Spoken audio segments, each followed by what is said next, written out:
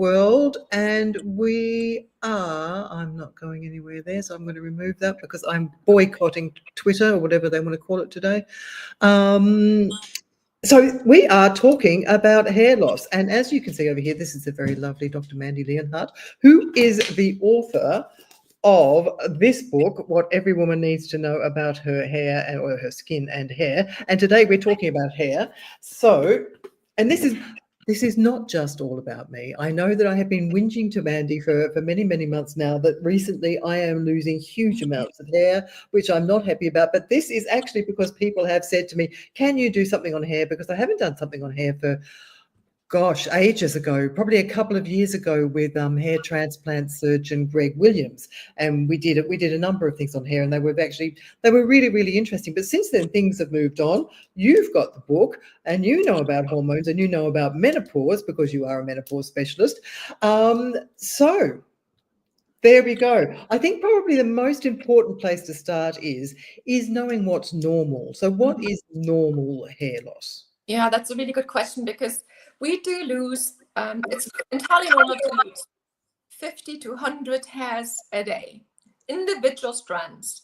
Now, if you have very short hair, they look tiny, and the amount of hair that you will find in a hairbrush looks very little. If you've got long hair like me and you lose 100 in one go, when you brush your hair in the morning, it looks like you have a handful of hair. So bear that in mind. But 50 to 100 hairs every day, on average, is a is seen as normal. Absolutely. And now hair goes through cycles as well, doesn't it? So what is it? Do we have growing phases and shedding phases? What happens there? Yeah, that's true. So first of all, each individual has in a different phase individually. They aren't all in the same phase, because that would mean we would go bald every 5 to 7 years all in one go, and that's not the case. So we every hair goes through its individual growth cycle, but that follows the same rhythm. So we have the growing phase, during which the hair follicle produces keratin, which makes up the hair shaft. That's what you see. It's dead tissue, it's dead protein, basically. And then you have a resting phase, and then you go into a shedding phase. So the hair growth on average, one individual hair grows between 5 and 7 years, depends on how we are doing. As we get older, the hair growth phase shortens, so our hairs the growing phase doesn't last as long, and the shedding phase can last anything between 3 and 6 months. So the hair doesn't immediately fall out when it stops growing. There's a resting phase while it's still attached to the hair follicle, and then it becomes looser. And once it's in the shedding phase, you feel it coming out when you brush your hair, wash it, and then you see it in your hairbrush. Those are the three phases: growing phase, resting phase, and shedding phase. Right. So now when we hit perimenopause, a lot of women find, or around menopause in general, that they do get this sort of temporal type, a sort of thinning of the hair, sort of down this middle bit. I need to get my hair done, so excuse the roots. And so why is that? What happens when we hit perimenopause, menopause, that makes our hair start to thin? Yeah, so there are many different reasons why our hair thins as we get older, or may thin. But in the perimenopause, or particularly what you've just described, this would be more a description of female pattern hair loss or female pattern hair thinning, which is more related to hormones. It's partially genetic. So you thank your parents, some people are blessed with a thick, full head of hair for a long time, until they get older. But if we have particular genetic traits that make our hair follicles, they become more sensitive to testosterone over time. But it's not the testosterone that we normally talk about. It's a particular metabolite of testosterone called dihydrotestosterone. Because if you really think about it, when we have our peak testosterone in our youth, when we're 25, we have the fullest and thickest hair normally. So it's not the testosterone that many women will also be using as part of their HRT regime. It is dihydrotestosterone, which is converted from testosterone via an enzyme. And this enzyme 5-alpha reductase becomes more active as we get older. They're also, so age is a contributing factor for this enzyme activity. Genetics is a contributing factor. So the more active this enzyme is, the more likely you get more dihydrotestosterone, and hair follicles themselves make it. So this conversion from testosterone to dihydrotestosterone happens in the hair follicles. You can't just do a blood test and say, oh yeah, look, you've got high DHT, let's lower this, because that's responsible for hair thinning. It is the way the hair pattern, the hair loss looks, how we make this decision. So it's typically when you look down on a scalp from above while a woman is sitting down, you can see a thinning down on the vortex, the crown, so the hair kind of centerline part, and then the thinning later on at the in the front of here and the temples. But there's also a type of hair loss that can cause this thinning here, which is called telogen effluvium, which can overlap. So it's not always quite clear, but the female pattern hair thinning is typical happening down the center.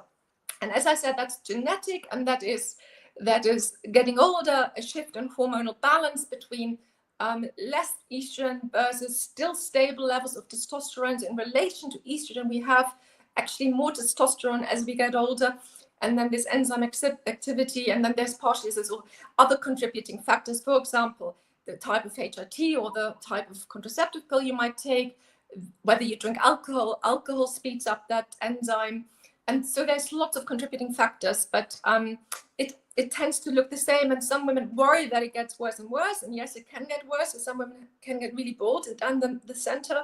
In other women, it might just be a little bit and not progress very fast, but you don't know, and it's very distressing.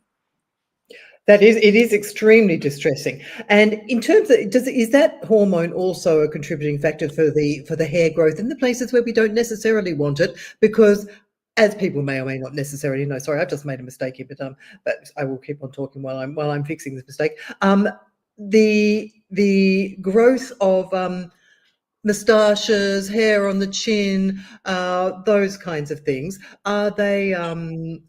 Is that the hormone that's responsible for that? Correct, you're absolutely correct. So we do have a lot of blood vessels around our lower neck. They're quite large, and we have got more what we call androgen receptors. So receptors that interact with molecules and hormones like testosterone and dihydrotestosterone.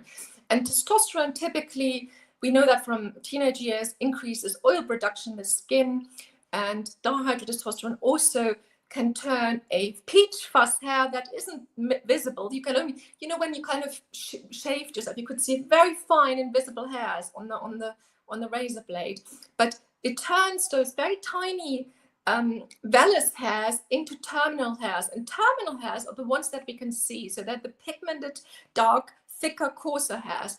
And dihydrotestosterone matures those hairs from the invisible peach fuzz to the terminal hair. And as we get older, again, we have more full activity of DHT. We have higher levels of that, particularly in the lower androgen sensitive areas. We have that in the scalp. So while we are losing scalp hair, we grow a beard, or we get sort of whiskers.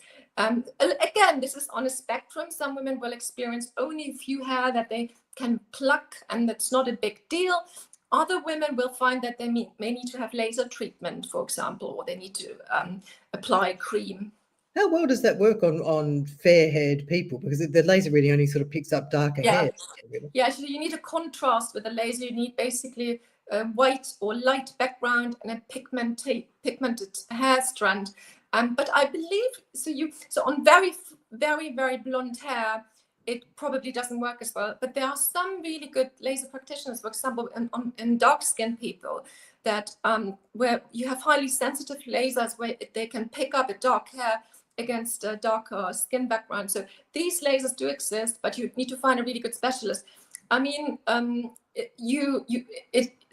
if you want to go down the laser route, it's best to have a conversation with someone who knows really well how this works. And because it's a commitment, you can't just have one session. If you decide to have laser treatment, if it's really severe, you have to have several sessions, because as I said before, these hairs are in individual stages of growing, and while you just sap the ones that are currently in the growing phase and visible, the next generation of hairs coming through, and to get them sapped, you need to have several visits and probably some maintenance keeping up appointments over time. Yeah. Now, you mentioned testosterone there. So before I get to estrogen and other hormones and progesterone and those kinds of things, let's probably start with testosterone then. In general, we've had a couple of questions that have come in that have asked, does testosterone itself make my hair fall out? If I'm having testosterone therapy, is it going to make it worse? It does in women who have very high levels, abnormally high levels of testosterone. And we know this from women who have polycystic ovary syndrome.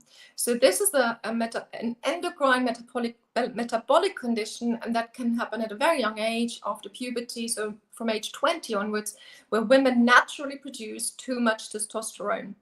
And you can measure that in the blood, that you can confirm that they have too much testosterone.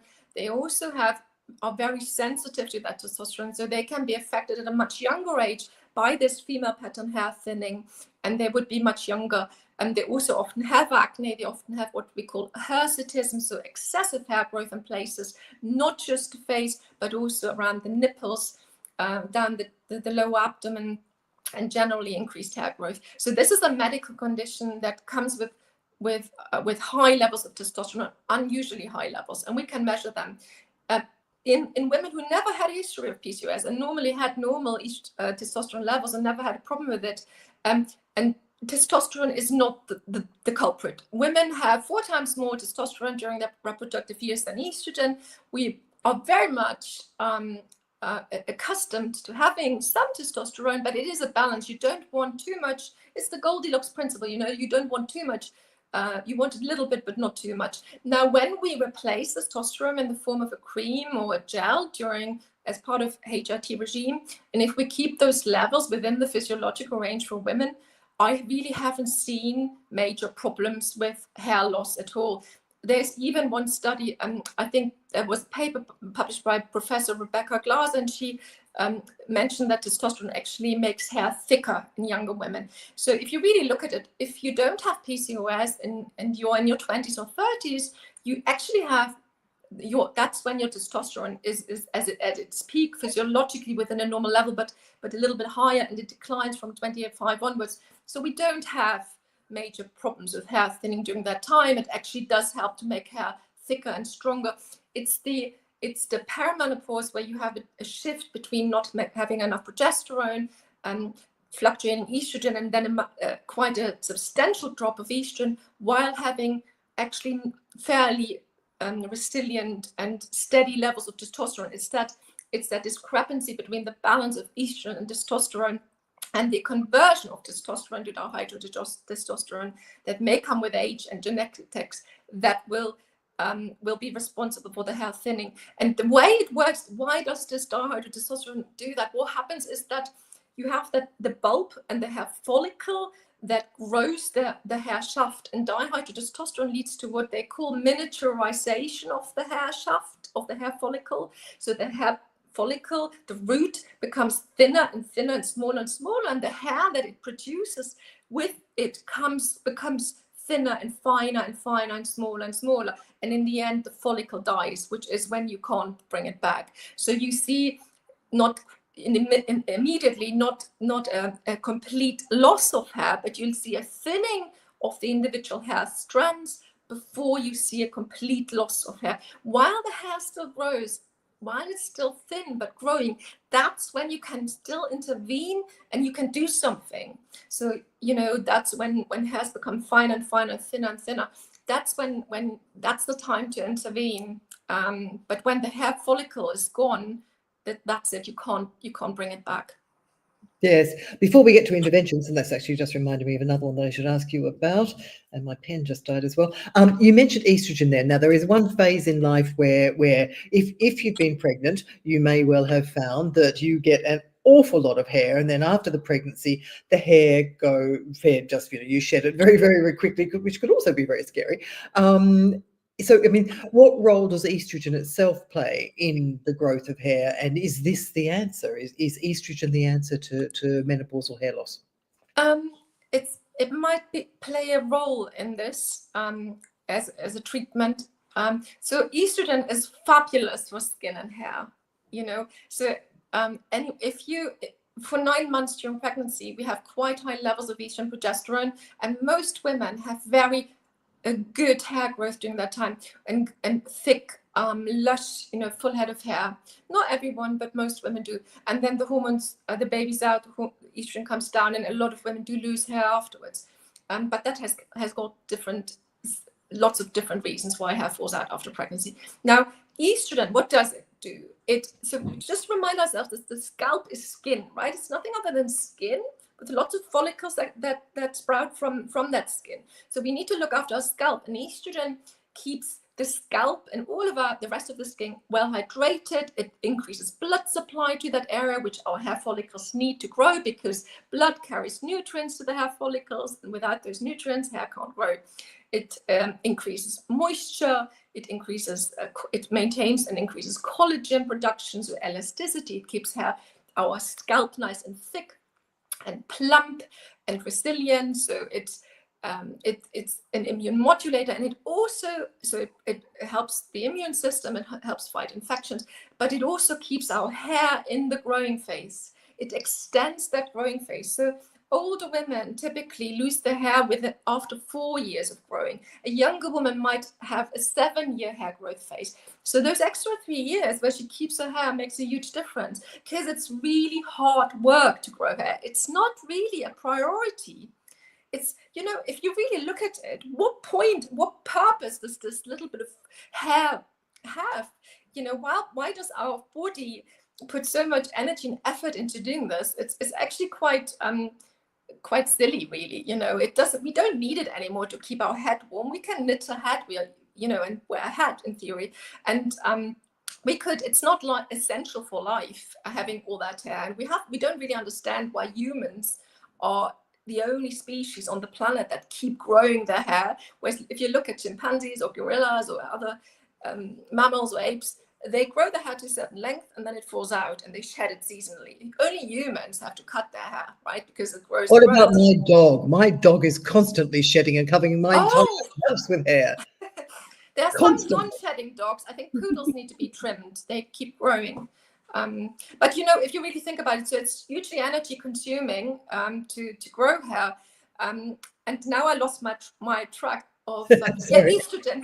Yes. So estrogen is hugely important, and we need estrogen quite reliably. What isn't great for any of our tissues, when estrogen starts to be high and low and high and low, and sometimes it's loads of it and then it plunges, and that's what perimenopause is, this roller coaster of having fluctuations all the time, and your skin doesn't know if it's coming or going. Estrogen's up, estrogen's down. It responds to it all the time. It messes with immune function. So we see a lot of an increase in autoimmune conditions during the perimenopause, because you're missing that steady immune support that we get from our estrogen through a normal menstrual cycle. So you get the circular hair thinning, alopecia areata, which is thought to be autoimmune, for example.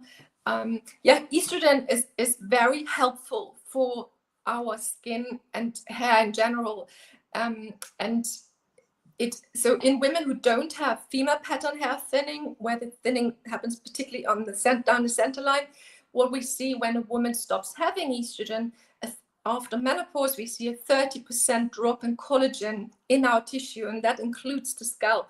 We also see a shortening of our growing phase, and the hair thinning in these women who don't have the genetic female pattern type is generalized. So you have maybe a 70-year-old woman who generally has thinner hair everywhere. So you look down on her scalp and you don't see patchy hair thinning, you don't see loss down the middle, but you see her hair is generally thinner. You see the scalp shining through the hair, and that's everywhere. It's no particular area. So this is, in my view, the result of ongoing years of not having estrogen through thinning of the scalp and reducing hair growth, the time during which hair grows, and that's a slow, progressive type of hair thinning. All right, so that's not likely to come on suddenly. That's something that's going to go over a period of time. Okay. Yeah. The other thing that I was going to ask you is that the other thing that's very important in the hormone world, I'm guessing, is progesterone or progestins. So does the pill or the type of progesterone or progestin you have make any difference to your hair? Definitely, yeah. So progestogens is an umbrella term for both synthetic progestins and our own natural progesterone that we make in our ovaries after ovulation or during pregnancy. Progestins are man-made molecules that were designed specifically for the purpose to protect the uterine lining from the effects of estrogen or for contraception so that the egg can't implant in the womb.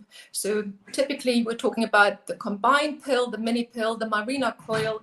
These products contain man-made progestins, and they have a huge role in women's health. They can be a real lifesaver for some, and they can cause problems for others. So we have different types of these chemicals. Some of them are more androgenic, so they interact stronger with our testosterone receptors than other molecules. Some of them are even anti-androgenic, so they block testosterone receptors, and they can be very useful in those women who struggle with teenage acne or even acne later on in life, but also hair thinning. So one of the types of progestins that are anti-androgenic is drospirenone, for example. Drospirenone is an anti-androgenic, is one of the strongest anti-androgenic progestins, and that you find that either as a standalone mini pill, a progesterone only pill, or you find that in products like Yasmin or Jazz or combined pills with estrogen together, and they are often used for women who have also acne as a treatment for acne, because they shut down, they block testosterone receptors, and they stop the excessive oil production, but they also stop the testosterone targeting the hair follicles. Then it's not licensed for hair loss, by the way. It's more recommended for acne. But if you are on another pill that has a highly androgenic progestin, and we're talking about something like levonorgestrel, so that's microgynon, regavidon, northisterone potentially, or so these are the two, levonorgestrel and northisterone are the most commonly prescribed progestins. And there's even been some evidence that the Mirena coil, and I have seen women who had the Mirena coil who found that they do get acne and they do get a bit of hair thinning. And if you find both of these molecules in types of combined HRT, so in tablets or patches. So northisterone is combined, and you can find that in a tablet or patch in the form of HRT, but you can also find levonorgestrel as a Mirena coil or in a combined patch as well. And so if you start your HRT and you do find that your hair's thinning, particularly down the middle, then and you are on one of those progestins, it may be worth switching to a more skin and hair friendly progestin, and that might be micronized progesterone or dydrogesterone. So I don't want to mention any brands, but dydrogesterone is currently only available as a tablet, which is very androgenic neutral, and micronized progesterone is also neutral and might even help with this type of hair thinning, because micronized progesterone, which is the only naturally occurring progesterone, has some anti-androgenic benefits. It blocks that enzyme a little bit, not very strongly, so it's not the panacea for this. But if you have got that type of hair thinning, or if you have previously lost hair when you were on the pill, please tell your practitioner, tell your doctor, and ask them to focus on non-androgenic progestins or progestogens when you want to go on to HRT. So here's a question for you then. If you're on testosterone and you've got perhaps an androgenic progestin, then could that exacerbate the hair loss? Is that enough to sort of push it over the edge, maybe? Yeah, that's right.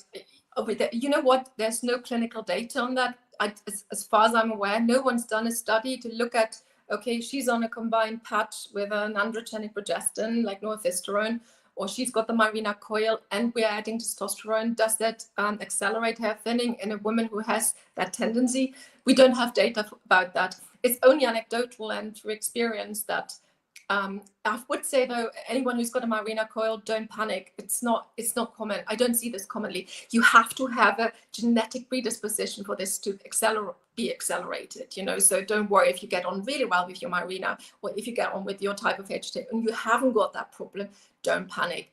But yes, it could potentially have an additive effect It could. Yeah. You have to really look at what benefits do you get from that extra testosterone. Could you switch to another combined HRT if you can?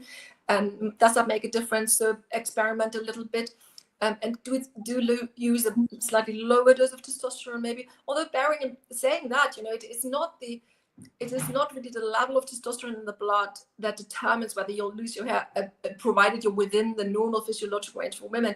It's the hair follicles that make that. So we always have testosterone in our bloodstream, but the hair follicles make their own testosterone and turn it into dihydrotestosterone. So you have to apply something topically to stop that from happening, that conversion, or you have to take a tablet like spironolactone that stops that from happening. You can't really, even if you got rid of all testosterone in the female body, it might slow it down, but the hair follicles might still do their own thing. Basically, they're hormone producing glands in their own right.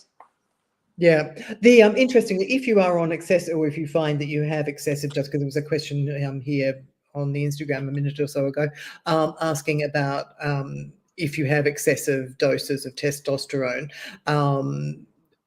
what if you do? What should you? It is causing hair loss. What should you do? Oh, well, so testosterone for women is used for sexual dysfunction, so not being able to get an orgasm, low libido. That's really sadly the only indication at the moment. We're working on this, we're working on finding other reasons, because women obviously tell us that it does other things for them, increase emotional resilience, maybe a certain type of motivational energy and so on. So if the maximum recommended dose is 5 milligram daily. I often think that in some women respond really well on even less than that. So if I give them the cream, they often they benefit already from 2.5 milligram daily. And the blood tests that we do are not there to check for how well the testosterone works. That's something that we have to establish through a conversation. We only do those blood tests to establish that she's not using too much and that her blood level is within the normal range. Saying that, I have women who have a slightly higher blood level of testosterone, feel great, and they have no hair thinning or increased hair growth. Would I change their dose? Probably not, because that particular woman has no problem with testosterone-related hair loss. It's only the woman who has a problem where but then equally, I have seen women with very low testosterone and female pattern hair loss. So it's not always the blood test. But if you do take testosterone and you're using an above licensed dose, particularly with the gels, the off-licensed male products, I do see that women can be a little bit too generous, and these gels are very much absorbed. So I do see higher levels more frequently in off-licensed products like Testosterone or Testosterone. And that can lead to excess hair growth on the body or hair growth on the chin, and then definitely have your bloods checked and really go down with your dose. And also think about, is it really doing anything? I mean, is it doing what I want it to do? You're taking a hormone that has side effects, but what are the benefits you're getting? I believe it can be hugely beneficial, but not every woman has to take testosterone. It's not a magic wand. But those who benefit, get the dose right, get the balance and the relation between side effects and benefits right. It is extremely rare, though, I have to say. I haven't really seen that happening, excessive hair growth on the body and a bald woman. I've never seen it really, because I'm quite cautious, and I don't think that most of my colleagues wouldn't have seen this happening often. Yeah. Now, we probably won't have time to run through all of the other reasons for hair loss, but you mentioned alopecia areata. There's frontal fibrosing alopecia, where the hair sort of starts to recede backwards like this. There are various other reasons, such as, stress and post-viruses and anemia and a whole bunch of other things. There are low protein levels that can affect hair growth, which we probably won't have time to run through, but if we do, we might come back to them. But the other thing that's very, very important about all of this is you mentioned there topical things that can help. Now, I happen to have my Minoxidil here because my hair is falling out. And so what is this and how can it work? And by the way, I get no sponsorship for this. I'm just holding it up because I happen to have bought it because my hair's falling out. So what does it do? And there's some in America, I know they're much more fond of oral Minoxidil than they are here. What does it do? Who does it work for? And how does it work? So Minoxidil was found accidentally. It's a bit like the Viagra of the hair loss the hair loss industry. So the minoxidil originally was developed as a blood pressure lowering drug. It wasn't very good at that. It does lower it a bit, but we've got better stuff now. But what these people found as well is that the hair was starting to grow. And they're like, oh, look at them. They've got more hair growth. Same with the eyelash serums. You know, when people with glaucoma use prostaglandin eye drops to reduce their intraocular pressure, they found that their eyelashes were growing brilliantly. So a company has developed an eyelash serum to help eyelashes grow longer. It extends the growth phase. And prostaglandin is another hormone that helps with particularly eyelashes and eyebrows if you lose them. So that happened with minoxidil. They found minoxidil. They don't quite know how it works. The theory is it might increase blood supply in the hair follicle. And the beauty about it, it does work both topically applied, but also orally. Now, there has been a study that included men and women. They found that 1 milligram of oral minoxidil works in the same way with no significant differences, like equal to a 5% topical solution. It really depends. You have to talk. So the oral version has to be prescribed by a dermatologist. You have to see a dermatologist, which is not accessible to everyone. And the oral version can potentially lower blood pressure a little more than the topical version. And it can also increase hair growth in places where you don't want it, because you take it systemically. So you put it into your bloodstream. So I would say potentially most dermatologists, what you can also do is, because minoxidil foam and tonics are available over the counter without seeing an actual dermatologist, start with that. And if that doesn't work, or if you feel that's too messy or it's hard to keep up, you might need to see a specialist and say, look, I'm fed up with this, having to do this all the time. I would rather take a daily pill, and it has been shown to be effective and safe for most people. But it's not available. It's not cheap. If you're buying this over the counter, it's £54. Yes, it's very expensive. Yeah, so it's not cheap. But I think it lasts for 6 months, or at least 3 months or something. Yeah, saying that, there are now non-branded versions of that, particularly in the US, but I think the UK as well. So they work equally well. What you do is there's a 2% foam or lotion or tonic, or 5%, which is for men. I spoke to a few dermatologists, and they said they're increasingly using the 5% for women as well. So if you see no benefits on the 2%, which is licensed for women, the 2% product, you can go on to the 5%. What I just have to warn you about, make sure that you only get the minoxidil on your scalp. Don't let it run down your forehead. Don't let it touch your face. Wash your hands afterwards. Make sure you wipe it off when it gets down anywhere where you don't want it, because it can increase hair growth in the face and everywhere, right? And I think that's more common with the foam than the tonic, because the tonic is more sort of a liquid, and you massage it in. The foam is easier to run. You've got to rub it together in your hands and then try and get it into your hair. It's a bit jumping around. Yeah, and the big problem that you have to be, it's not a problem, no, let's not phrase it a problem. The big sort of issue you have to be aware of, minoxidil does work. It is the most evidence-based, the safest treatment. Yes, it can cause a little bit of scalp irritation in some people, a bit of itching, but it works. It increases hair growth phases. Again, it keeps the hair in the growing phase. It increases the hair width, so the hair may become thicker again. And it really also works for both the generalized hair thinning as well as female pattern hair loss. Both for these, it's suitable. It will not work for scarring types of hair thinning or autoimmune types of hair thinning, so alopecia areata. Please see a specialist. But you have to be mindful that you might lose a bit of hair to start with when some of the hair shafts go into the shedding phase. So don't be worried about it. Carry on with the minoxidil. If it's not excessive, it will stop, and you will you have to be consistent. You need to do this for 6 months minimum before you see a significant difference. And you have to probably, if it works for you, carry on forever. It is not a temporary treatment like a course that you do and then your hair stays like it does. As soon as you stop the minoxidil, your hair will likely go back to where it was before, unless the reason why you lost your hair in the first place was the reversible reason. So, for example, you lost your hair because you were stressed, you had the flu, or your iron was low, and now you took an iron supplement. It wouldn't have worked for that anyway. But let's say there was a different reason for the hair thinning other than where the minoxidil made little difference, then that's okay. But if the minoxidil makes a difference, you will likely lose a bit of hair again. You'll always end up with more hair than before, but it will likely over time go back to where you started off with. So it's a long-term commitment, and you have to be aware of that. But it's the best we have. The other option is going to see a dermatologist, and they can make you personalized tinctures and lotions.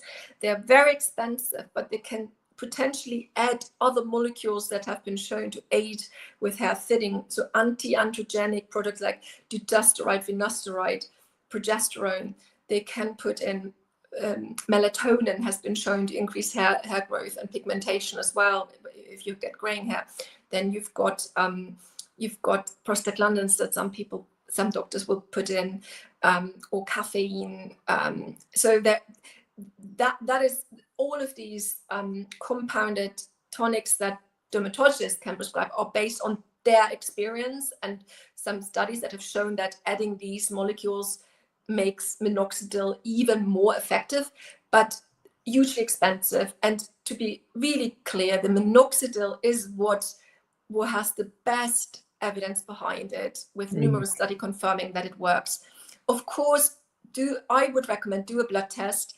Make sure that you aren't low in iron. Make sure that you aren't anemic.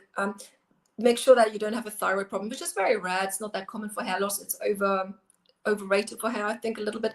But make sure you manage your stress. You eat a nutritional, complete diet with lots of protein and all the nutrients you need. Zinc, in particular, selenium. All of this can help. But if you want to have a start, get some over-the-counter minoxidil, either 2% or 5%, and have a go with this. But if you're not sure what kind of hair loss you have, see a specialist. Absolutely, because it's really important to get it checked out. You mentioned iron there, and often people will get their iron levels checked, and they'll be told by their GP, even though it's 20, 25, that's enough. For women to actually maintain, women who menstruate, and I guess women in general, to actually maintain good hair growth, what should their ferritin levels generally be? Yeah, so I think they need to be above 50. So the reference range hugely varies, even within the NHS. Some go up to 150, some go up to 250. But the lower end is as low as 10. I had an iron level of 11. I was super tired, going through treacle, went to my GP, had my blood test. The text message I got, all normal, don't worry.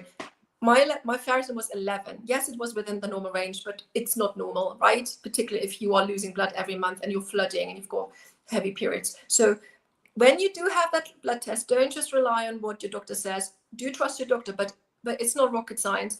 You can get a printout of the actual number. So look at the number, look at the reference range, and you want to be somewhere above the 50 mark.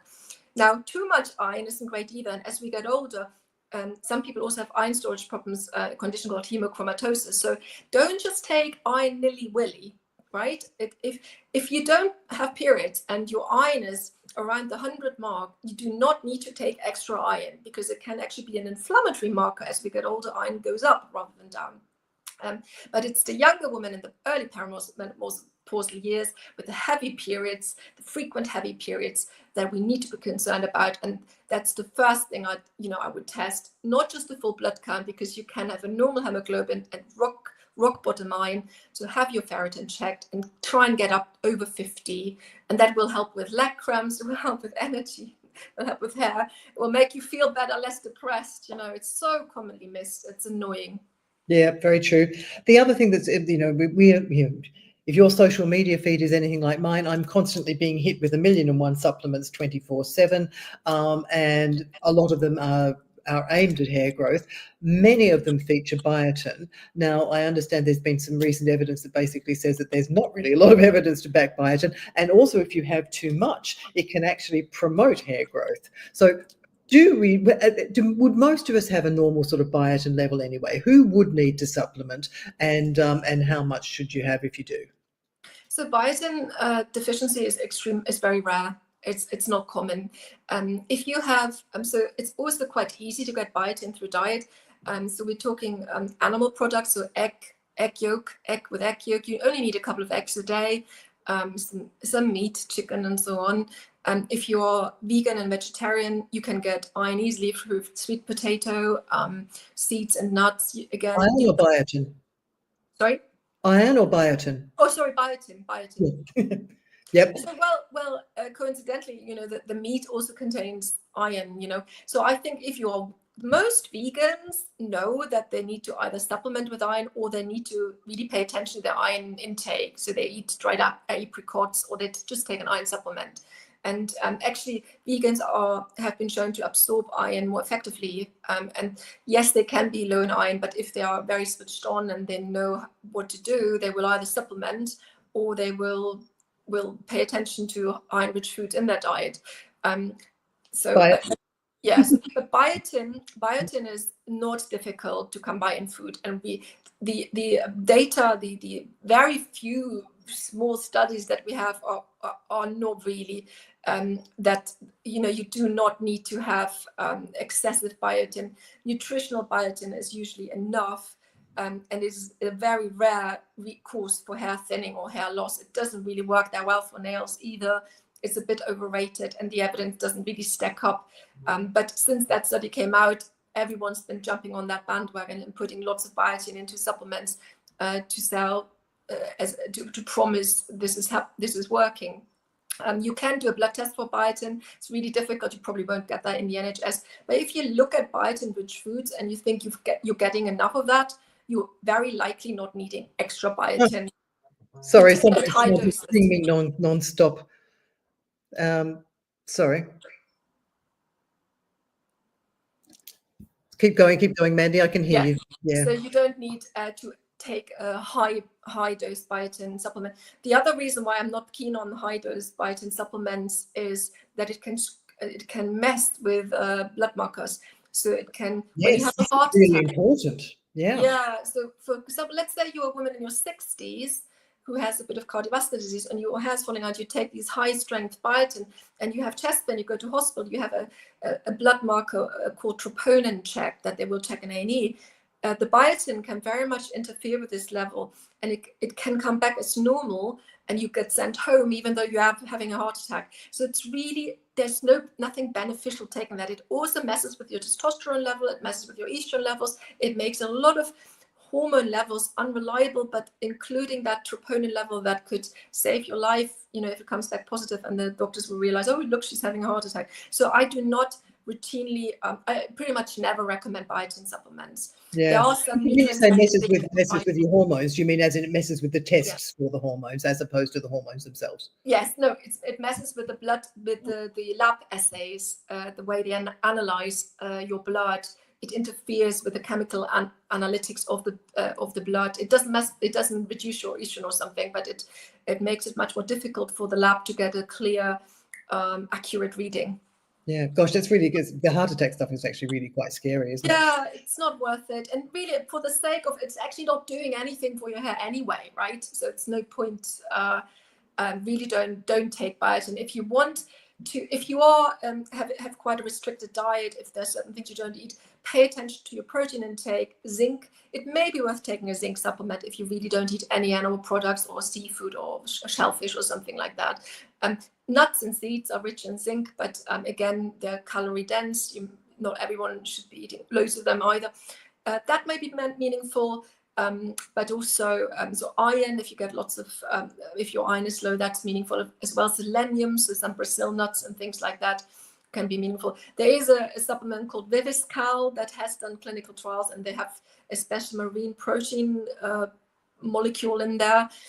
At least they've done some clinical trials, but they also have biotin in their supplement. So it's pretty much the only supplement where they bother to do some clinical evidence, but it's also biased because the company itself paid for it.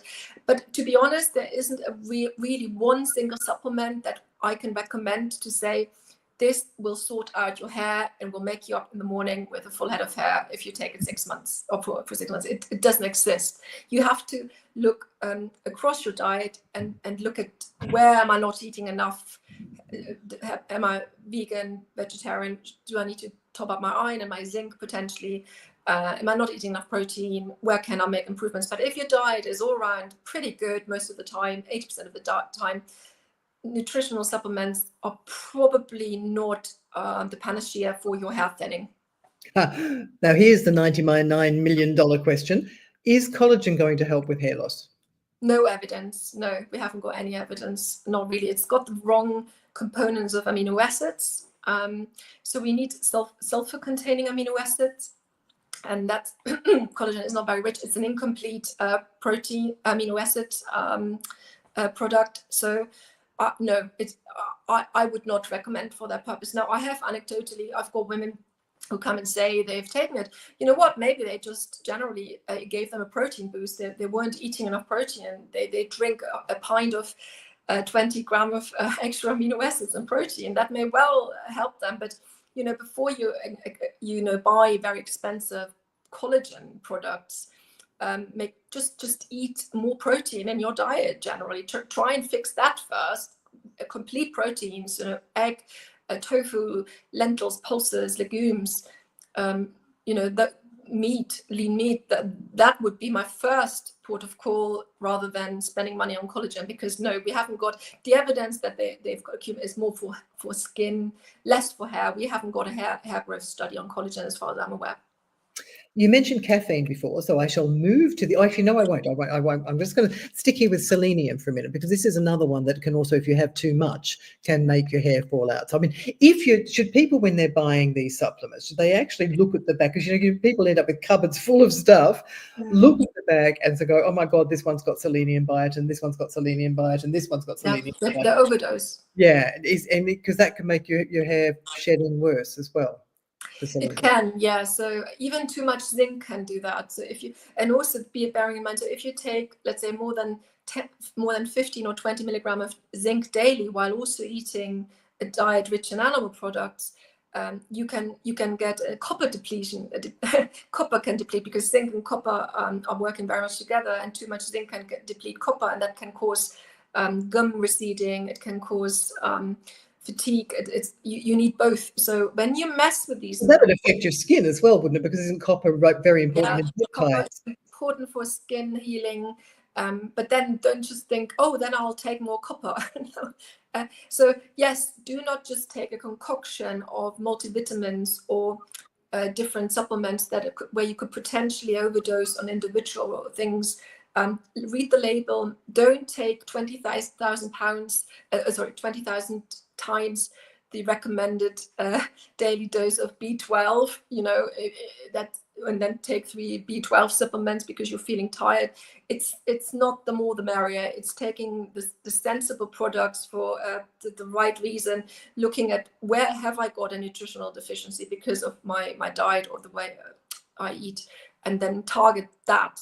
Some women just cannot eat enough meat to get their iron levels up. And then it's completely reasonable to take a bit of iron as a supplement, or some people don't eat animal products, and then it's not unreasonable to take 5 or 10 milligrams of zinc every day with a bit of vitamin C. Absolutely fine, but don't go above overboard.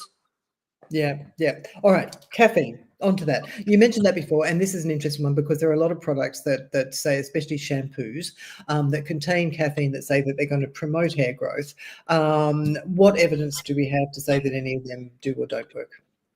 So the evidence comes from the companies that produce the product. So again, there's some bias, but there was one study that showed that when you use Minoxidil alongside a caffeinated shampoo, the Minoxidil works better. So I would say it's probably not harmful. It probably has a benefit. But what you have to remember is a shampoo stays on your scalp for a very short time, a minute, 2 minutes. Yeah, you massage your scalp. By the way, scalp massaging increases blood supply. So get one of those things at Christmas, those tickly spiders. Love them. Get one of those. Massage your scalp if you have time, or get someone else to massage your scalp. That increases blood flow. It has super relaxing benefits anyway. Reduces your stress, reduces your cortisol. Really, I'm not saying it will reverse any severe health, but it's super beneficial. Same with the shampoos. It is unlikely to cause harm other than to your purse because they're more expensive than box standard shampoos, but they may have an added benefit. If you have severe hair thinning on their own, they're not going to do the job, but they may be an additive thing you can incorporate in your routine if you're already using minoxidil. Okie dokie. Are there other products that actually? Well, this is the other thing. I mean, because if you're talking about increasing blood flow to the brain, product for scalp massage. Sorry, somebody's asking. Well, we were talking about the minoxidil. That would be what the product was that we were talking about massaging in there. The skin needling. So these are things that, you know, people are saying now that if you go and get the sort of these hair treatments and PRP and all of these sorts of things sort of into the scalp, that will promote hair growth. Is it that promotes hair growth, or is it the fact that it's done some sort of, you know, it's created a micro trauma which has brought more sort of blood to the area? Is there any evidence for any of those kinds of treatments? Not large scale studies, certainly not. As a platelet-rich plasma can potentially increase cell turnover. So we know that it can get injected elsewhere. It is quite expensive. And again, how often do you have to do this? We haven't got large scale trials or even smaller trials, but it is something that with an experienced practitioner who's a safe person to work with, I wouldn't say don't do it if you can afford it, you know, and let's say you're on minoxidil and it's not helping, and that's the next step because it's more invasive, but that means you need someone to inject this into your scalp, probably more than once. And yeah, I think it's an emerging line of treatment. The other one is laser. So there are these laser combs. I don't know if you've seen them. They're these sort of hair, like large Alice bands, and they have knobbly bits with laser beams in between. And there's an FDA approved product, and you move it around. You leave it on for either 90 seconds or a few minutes, and then you move it so that it covers your entire scalp. There seems to be some benefits to that. And again, it's probably getting the energy to the hair follicles, increasing blood supply that can turnover, can help with cell turnover in the scalp. And which is normally they're a coloured laser, aren't they? It's like the red or the blue. Yeah. Yeah, low energy laser, low light energy laser. There are some FDA approved products, but you're looking at 800, 1,000 pounds for this gadget. And the key is you have to do it. If you buy it and then do it once and look in the mirror the next day and did nothing, it's not going to do anything. Same with these LED masks for the skin. I bought one. You know how often I used it? Like 3 times. I've got it. I have no idea if it works. No idea at all, because I have done it 3 times, and you have to plug it in each time, charge it, and then when I feel like doing it, it's not charged, and I'm like, oh, forget it. So you have to do this stuff. So you spend the money. It's a lot of money, and then you have to be consistent, and probably for the rest of your life. But I do think if you were consistent, I think potentially, yes, laser has a role to play, but maybe even professional laser is more beneficial. There's also some emergent evidence that tretinoin on the scalp, low-dose tretinoin, can increase collagen and in the scalp. So these will be your compounded hair tonics that your dermatologist will do. So yeah, the laser, the platelet-rich plasma, these are all emerging technologies where we need more evidence for. If you're really rich and you don't care spending thousands of pounds, you know, go for it because they're probably safe. But if you are limited in your budget, minoxidil is your best bet, you know, because the evidence is independent and quite clear, and it's been around for a long, long time. But I don't blame anyone who's desperate on doing these things. No, I know, because it can be losing your hair and seeing large clumps coming out, and you know, looking at your hairbrush and going, oh my God, you know, what the hell is going on? Is it can be very, very, very distressing. So, yeah. Which brings me then to probably the final and probably most important point, and you touched on it before, is when should you see a dermatologist? Because a lot of people will think, well, I'm losing my hair, it must be this, this, this, this, and this, and they'll go through 1,001 things when they really probably should have seen a dermatologist quite quickly. Yeah, it is a difficult decision because there is a type of hair loss called telogen effluvium, which is super traumatic, but it's completely reversible and it will go back to normal. You may spend money and you will just being told, oh, it's just stress, or it's just because you've had the flu 3 months ago, because there's a delay. So let's say you have a bereavement, you're going through a divorce, or you have physical or emotional stress 3 months earlier, and then you get over this, and then your hair goes into a bit of a shock, and a lot of the hair goes from a growing phase into a shedding phase, into a resting phase, and then you shed it with a delay. So you may have had an operation, Christmas, and then in spring you lose your hair quite suddenly, quite a lot. And that is losing hair all over. Now, which is probably quite sensible, because as you mentioned before, hair is not a necessity, and I guess this is your body's response it's to not going. a priority when you're Yeah, it's not a priority. We're focusing now on your body recovering, and then we'll go back to your hair later. Yeah, I think the hair thinning that is more gradual and ongoing. So telogen effluvium might happen over the course of a month or a few weeks, and then it slows down, and you see, oh, well, today I've lost fewer hairs, and slowing down, and then be patient, just make sure that the hair loss is slowing down and you get new little hair coming through. That might be that, but the problem is that as a person, you will notice hair thinning before someone else will confirm that you've lost your hair. By the time an external person, even a friend or a family member, will tell you your hair's thinning, you've lost 50% of your total hair strands. So that's already quite advanced. And the recommendation is, if you've got progressive hair thinning, particularly down the midline, over prolonged periods of time, so months and months on end, and you have that family history, and you look at your mum and she's got really thin, flimsy hair, and you think, I'm in my 50s, I'm menopause happening, so maybe see someone sooner than later. There are unfortunately some types of hair loss that are completely irreversible. So that's the scarring. Any scarring type of hair loss destroys hair follicles, it scars the tissue, and you can't bring them back. So the hairline recedes and recedes, and when you're diagnosed, the dermatologist might be able to inject some steroids in there, or there might be some treatment to stop the progression of this condition. And also, when you have female pattern baldness, it is much, much easier to treat while you still have hair growth, even if it's thinner and finer.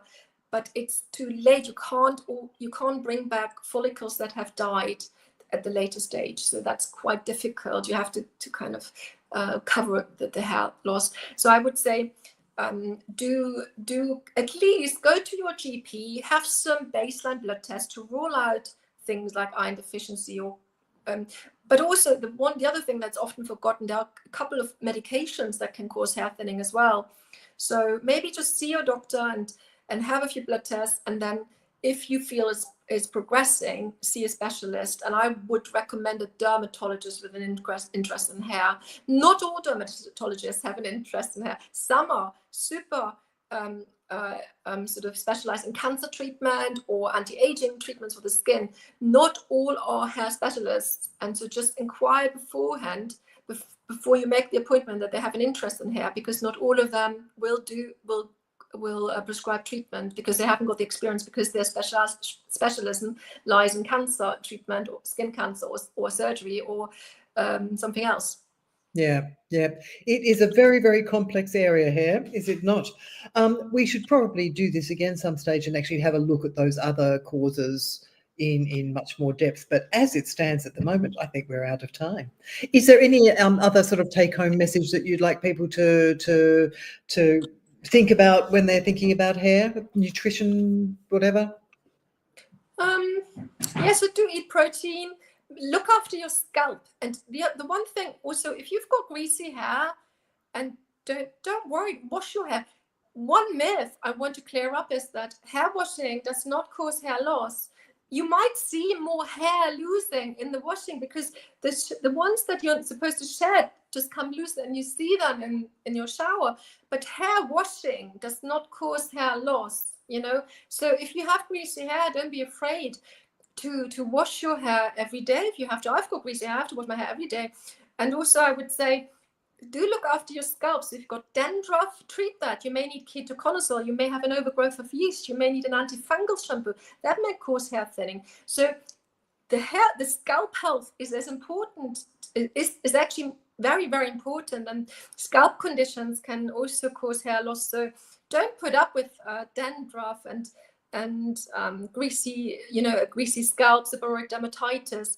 And also be careful with hair oiling. If you want to oil your hair, do the end bits, but don't put too much oily substances on your scalp if you've got certain conditions like a seborrheic dermatitis. So I'm not that big a fan of oily substances on the scalp when it's the wrong person. Some people may benefit, but I think the hair oils are a little overrated. I'm not talking about the ones you put at the end to help with your split ends, but the ones you put on your scalp, I'm not sure they do anything. Rosemary oil, forget it. Last word of the day, the gospel of rosemary oil is not true. Don't use it. Fair enough. Brilliant. All right. And if people want to know more, Yeah. what every woman needs to know about her skin and hair is out. Thank It's you. everyone, and it's a really good read. It's such a. I mean, I swear that you write these books for Thank me. you. They've got that And really. I know you read it, Fiona. I know you have, because you come up with all these little snippets of facts that I've already forgotten, and I've written the book. And you are asking me about it. I'm like, oh my God, you read the book. I have to read it myself. Absolutely. Of course I read it. Yes. Brilliant. All right, lovely. I will end this here. I will end this here on Instagram as well. Sorry for cutting you off at the beginning, Instagram people. I will end this now. And where do people find you if they want to find you? Yes, so my website is called hormoneequilibrium.co.uk. It's the same name as my Instagram handle, Hormone Equilibrium, or just Dr. Mansdy Leonhardt, and you can find me. Brilliant. All right. Thank you so much. I'll end that there, and I'll end this over here too. And I will speak to you soon. Take care. Take care. Bye-bye.